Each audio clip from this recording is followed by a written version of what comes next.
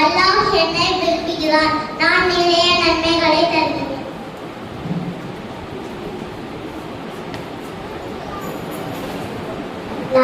தொழுகை நான் அல்லாஹ்வை வணங்கும் செயலாகும். தினமும் 5 வேளை தொழுகின்றோம். சொர்க்கத்தில் திறவுகோல் நான் தான். தொழுகை புனிதமாகும். தொழுகை கடமையாகும்.